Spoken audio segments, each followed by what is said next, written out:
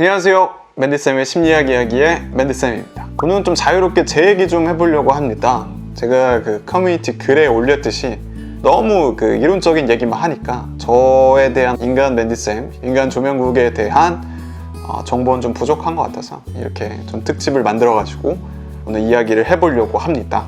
머리가 왜 이렇게 길었어? 의외로 저한테 연애 관련해서 질문을 하셔가지고 좀 놀랐습니다. 제가 뭐 잘생긴 뭐 그런 채널도 아니기 때문에 네, 질문해 주셔서 감사합니다. 첫 번째, 김모모님이 상담하시다가 좋아하게 된 분이나 역전이가 된 적이 있는지 궁금해요. 역전이라는 거는 간략하게 말하면 치료하는 사람이 내담자에 대해서 어떤 특별한 감정을 갖는 걸 말하는데, 일단은 뭐 좋아하는 마음이 들고 이런 건 없고, 일단 이 사람의 좀 어려운 일을 겪었다 그러면 조금 더 마음이 쓰이긴 하는데 그냥 케이스의 한 분이지 뭐 엄청나게 저 사람이 뭐 불쌍하다, 저 사람을 더 신경 써줘야겠다 뭐 이런 생각이 많이 들진 않아요. 이분이 저의 상담을 되게 열심히 들어주고 또 사정이 딱 하면 제가 더 열심히 해드리려고는 해요. 근데 그 이외에 뭐 이성적인 감정이 많이 들고 이런 건 별로 없습니다. 물론 여자분들이 제 상담을 많이 찾아오시긴 하지만 저는 뭐 그렇게까지 막 그 사람한테 빠져봤다? 이런 경우는 없는 것 같아요. 그래서 좋아하게 됐다? 이런 사람은 없고, 호감이 생겼던 분들은 간혹 있었으나 그건 정말 옛날 이야기. 지금은 뭐 당연히 상담 윤리상으로도 상대방에게 어떤 마음을 갖는 것 자체에 대해서도 거부감이 있고, 저 자체가 이제 힘든 분들 많이 보다 보니까 그렇게 힘든 분들을 관심을 갖기가 좀 어려워요. 저도 이제 의지하고 싶고 의존하고 싶은데 이 상대방도 힘들고 어려운 분들 보면은 그냥 개인적으로 좀 마음이 좀 안 갑니다. 제가 이 영상의 제목을 저주받은 연애썰이라고 했는데 제가 이 일을 하면서 되게 까다로워진 거예요. 그런 부분에 있어서 상담을 하지 않더라도 뭔가 이 사람의 마음이나 멘탈을 보기 시작하니까 점점 더 사람을 찾기가 어려워지는 겁니다. 그냥 모르고 만났으면 어떻게 뭐 이어졌을 수도 있다고 생각해요. 근데 이미 알잖아. 지금 우리가 어떤 상태로 만났고 이 사람이 어떤 어려움이 있고 이러면은 뭔가 마음에 안 가요. 그래서 상담을 하다가 좋아해진 사람은 뭐 없습니다. 전 뭐 보통은 이제 2시간 상담하고 안녕하는 경우가 많기 때문에. 그리고 제가 진행하는 온라인 자존감 스터디 같은 경우는 제 얼굴을 한 번도 보지 않고 한 달 혹은 2주 동안 서로 그 피드백을 주고받아요. 그러니까 뭐 당연히 관심을 가질래야 가질 수가 없죠. 두 번째, 펭그림 TV님이 맨디쌤도 심리 파악이 안 돼서 힘들었던 연애 스토리가 있나요? 직전 여친이 조금 많이 힘들었고, 제가 제일 좋아했던 친구 같은 경우는 그 친구가 아마도 환승을 한 것 같은데 제가 그 징후를 잘 못 찾았다는 거? 이것도 이제 심리 일종이라면 제가 그걸 파악을 못했던 거죠. 그러니까 뭐 직전 여친 얘기를 하자면 제가 그 친구를 만나고 여러 가지 이론이 생겼어요. 제가 이름을 전 여친 이론이라고 이름을 줬었는데, 그 친구를 만나기 전에는 그 친구가 어떤 심리적인 어려움이나 상처나 어떤 피해의식을 갖고 있는지 몰랐어요. 저는 그런 거를 만나기 전에 알아낼 수 있는 사람이라고 생각했죠. 왜냐면 되게 힘든 분들을 많이 봤으니까 그런 눈이 좀 있을 거라고 생각을 했거든요. 근데 이제 그 친구를 짧은 시간 만나고 헤어지면서 느낀 게 뭐냐면, 만나고 나서 드러나는 것들이 있었구나. 그러니까 여러분들도 아마 만나기 전에는 괜찮았는데 만나자마자 이 사람이 막 되게 집착이 심하고 불안하고 자기 마음대로 하고 너무 쉽게 상처받고 이런 사람들 만났을 수 있어요. 그게 그 사람이 만나기 전에는 그런 어떤 문제들이 안 발생해요. 근데 만나면 두두두두 이렇게 나옵니다. 제가 전 여친에 대해서 어떤 짓까지 했냐면, 제가 2-3시간인가 그 스크립트를 짜서 이 친구를 도와주려고 했어요. 상담을 해주려고 했어요. 도와주려고 했어요. 왜냐면 이 친구의 문제들이 너무 많이 보였거든. 그러니까 저는 다른 남친들과는 달리 이 친구가 왜 그러는지를 너무나 잘 알았어. 그러니까 더 스트레스를 받았죠. 이 친구가 왜 이러는지 원인부터 해결 방법까지 다 알았지만 상대방은 그걸 듣고 싶지 않아 했어요. 초반에 조금 들어주다가 나중에 결국 이제 자기 방어하는 모습으로 가면서 저랑 이제 안녕을 할 수밖에 없었는데, 또 원칙 같은 거를 발견할 수가 있었죠. 사람이 누군가를 변화시킬 수 없다. 도와주려고 손을 뻗을 수는 있지만 상대방이 변화하려고 하지 않으면 절대로 바꿀 수가 없다. 뭐 이런 생각이 들었고요. 제가 제일 좋아했던 친구 같은 경우는 제 라이브에서도 몇 번 얘기했는데, 친구가 이제 헤어지고 나서 한 달 뒤에 한번 우연히 만났어요. 제가 사는 동네 이제 사거리에서 그 친구가 이제 걸어가고 있었고 저는 버스를 타고 가다가 그쯤에 내리려고 하고 있었죠. 근데 그 친구가 너무 보고 싶었던 나머지 그 사거리에서 이제 걸어가고 있는 걸 따라갔어요. 근데 이제 없더라고. 안 보이더라고. 근데 이제 생각해보니까 이 친구 어디 갔을까 하다가 올리브영에 갔었더라고요. 오랜만에 봤으니까 좀 반가워했던 것 같아요. 근데 저는 이제 만나고 싶다 뭐 이런 얘기를 했지만 그 친구는 거부의 의사를 표현했고, 그래서 뭐 당시에는 되게 후련했습니다. 후련했는데 그날 좀 무슨 실수를 했어요. 무슨 실수를 했냐면 제가 그 넷플릭스를 들어간 거죠. 넷플릭스를. 예전에는 그 친구랑 아이디를 이제 공유했었는데 제 프로필을 지웠어요. 헤어진 날 아마 다 지웠을 거예요. 근데 제가 모르고 로그아웃을 안 했네. 그러니까 저는 당연히 제 아이디로 로그인이 되어 있을 줄 알고 넷플릭스에 들어갔는데 자동으로 그 친구 아이디로 로그인이 된 거였어요. 여기까지는 뭐 별일 없죠. 근데 거기에 새로운 프로필이 이미 있더라고. 그 친구의 성과는 다른 남자 이름이. 그래서 그때 알았죠.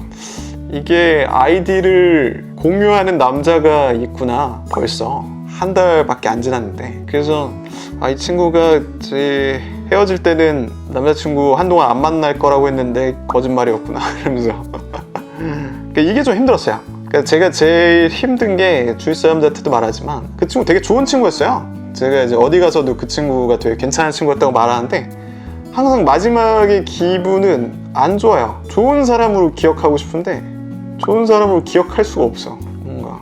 그리고 더 짜증나는 거는 그 친구가 이 영상을 안 볼 테지만 나는 모르고 있을 거라고 생각한다는 게 제일 싫어요. 나도 알고 싶어서 알았던 게 아닌데 그 친구는 자기가 환승을 했다 하더라도 오빠는 모를 거야 라는 생각에 뭐 죄책감이 좀 적을지도 모르겠지만 헤어지자마자 한 달 뒤에 알았죠. 그래서 그 아픔이 꽤 오래 갔어요. 햇살 좋은 오우님이 본인의 결혼관을 여쭤보셨는데 전 결혼을 구체적으로 생각해 본 적은 사실 없어요. 이건 왜냐면 제 먹고 사니즘과 관련이 있는데 제가 어쩌다 보니까 지금 혼자 일하고 수익이 들쑥날쑥한 직업을 가지면서 그 연애와 결혼이 매우 힘들어졌어요. 저는 스스로는 되게 괜찮은 성격을 가졌다고 생각하는데 왜냐면은 꽤 많은 사람들이 자기의 어떤 정서적인 상처, 슬픔 이런 것들을 갖고 연애에 임하는데 저는 적어도 그런 부분은 좀 적다고 생각하거든요. 그런 부분에서 상위 몇 % 된다고 생각해요. 이 멘탈 부적인 부분은. 근데 연애나 결혼에 있어서 지금의 나이는 상당히 불리한 시기인 것 같습니다. 그러니까 아무래도 좀 미래를 보고 만나야 될 것 같은 시기인데 여자분들이 보기에 저가 그런 준비가 되어 있는 사람은 아닌 것 같고 직업도 좀 불분명하고 실제로 제가 생각했을 때도 제 상황이 분명하거나 자신감이 넘치거나 하진 않아요. 늘 앞으로의 삶이나 그런 것들이 불안하면서 또 확신을 가졌다가 어떤 이벤트가 발생하면 좋았다가 힘들었다가 막 그래요. 그러니까 의지하기에는 좀 어렵지 않나. 어떤 분이 막 저는 조건과 상황은 전혀 고려하지 않아요. 사람만 좋으면 되죠 하고 이제 찾아올 사람은 별로 없는 것 같아서 그런 생각들 하다 보니 결혼관이라는 게 생기기가 좀 어려웠어요. 질문을 주셨으니까 결혼관의 생각을 해보면 근데 결혼관 뭐 얘기해야 되지? 재산관리 이런 거 얘기하나? 재산관리는 잘하는 사람이 해줬으면 좋겠고 근데 막 용돈 주고받는 건 좀 그렇지 않나? 그런 생각이 들어요. 막 다 열심히 서로 힘들게 벌었는데 막 뭐 게임기 하나 사는데 막 눈치 엄청 보고 막 그런 건 좀 아닌 것 같고 또 뭐 애 낳는 거? 그거 되게 어려워서 좀 전혀 또 생각 안 나지만 애가 만약에 있다면 둘 정도가 있는 게 좋겠죠? 왜냐면 제가 형이 공부하면서 저도 이제 공부한 케이스이기 때문에 이 서로가 영향을 줄 수가 있더라고요. 형제나 이제 자매나 뭐 이렇게. 그래서 둘 정도를 낳는 게 좋지 않나. 그냥 서로 존중하면서 행복하게 살면 좋겠다.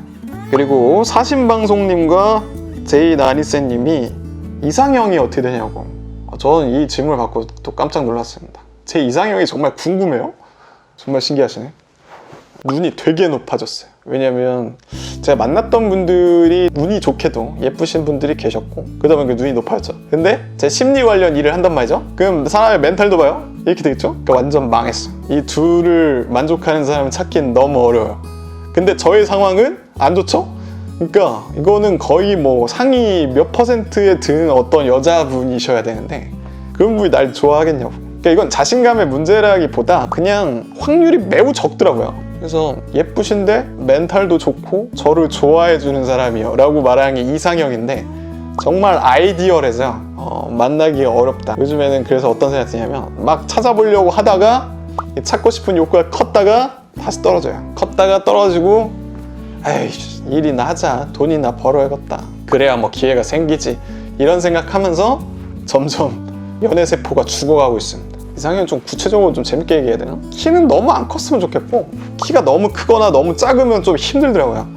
제가 178.6인데 너무 키 큰 분도 한번 만나봤고 너무 작은 분도 만나봤는데 딱 적당한 게 제일 좋은 것 같고요. 그리고 무엇보다도 저에 대한 관심이 좀 있었으면 좋겠고, 같이 게임 같은 거 재밌게 할 수 있었으면 좋겠고, 이 어떤 사회적인 문제 이런 것들에 대해서도 토론을 좀 할 수도 있고, 또 그 친구의 어떤 분야가 있어서 제가 존경하면서 배울 수 있었으면 좋겠다, 이런 생각을 해요. 제가 뭐 심리적인 부분에서도 도움을 줄 수 있지만 약간 내추럴본하게 되게 강하고 정신력이 뛰어난 분들이 계시더라고요. 그런 분들이 또 되게 멋있어 보이고.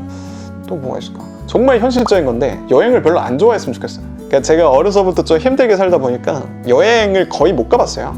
다 이제 학교 통해서 가거나 회사 출장 때문에 이제 우연히 간 거 말고는 거의 해외에 나가본 적이 없는데, 약간 이 여자분이 여행을 되게 좋아하고 해외여행을 너무 많이 다녔다고 하면 살아온 세상이 너무 다르다, 이런 생각도 좀 들더라고. 그리고 막 예체능 계열, 그러니까 다 따져보면 이런 거야. 너무 부잣집에서 자란 분은 제가 부담스러워서 못 만나겠더라고. 저는 고급과는 좀 거리가 멉니다. 고급 어떤 취향 이런 것들은 좀 거리가 멀고 소소한 걸 되게 좋아해요. 그래서 전시회까지 가는 거 좋아하는데 뭐 어디 막 콘서트에 가자, 콘서트는 한 번쯤 가고 싶다, 근데 막 지락 락 페스티벌 가자, 아니면 어디 가서 행글라이더를 하자, 이런 건 저는 안 맞아요. 어디 지리산에 올라가자, 뭐 이런 건 되게 안 맞아요. 좀 산책까진 괜찮은데 산에 가자 라거나 뭐 되게 빡센 행동하자, 뭐 이런 건 좀 싫어요. 그냥 같이 책 읽고 공부하고 배우고 서로 이야기하고, 또 제 지인분이 그 북토크를 하는데 그 여자친구분이 진행을 도와주시더라고요. 그거 너무 부러웠어. 그러니까 이제 남자친구분의 활동을 지지해주면서 실제로 도와주기도 하는 그런 여자분, 와 진짜 부럽더라고요. 그러니까 생각해보면 저의 그 활동에 관심도 있고 지지를 보내주는 그런 여자분이면 좋겠다. 그 칭찬 많이 해주면 좋고요. 그 관심을 많이 보여주면 좋죠. 저는 아쉽게도 지금껏 연애하면서 그렇게 많이 관심을 받아보진 못한 것 같아요. 관심이 좀 많이 있고 저한테 표현도 많이 해주고, 맞아, 장난도 서로 치고 그럴 수 있는 사이면 좋겠다. 서로 이제 티키타카 맞다 그러잖아요. 유머 코드도 좀 맞고, 스킨십 같은 것도 좋아하니까 서로 막 잘 붙어 다니고, 근데 이제 막 만화방 같은 데 가서 이제 붙어서 만화책도 보고 그리고 노는 것도 좋고요. 뭐 나열하자면 끝이 없는데, 하여간 이런 소소한 거를 약간 좋아하시는 분, 너무 거대한 이벤트나 화려한 그런 것보다는 그냥 소소하게 같이 붙어있고, 그래서 카페에서 뭐 3-4시간 있어도 전혀 지루하지 않은 사람이 이상형입니다. 네, 이렇게 생각하면 뭐해? 만날 수가 없는데. 네, 요즘에 이성을 만날 수 있는 기회가 싹이 말랐습니다. 보통 만나는 분들이 뭐 내담자 아니면은 아는 지인들밖에 없으니까 만날 기회가 없더라고요. 그래서 여러분들 중에 혹시 저랑 좀 어울릴 것 같다 그러면은 메일을 보내주.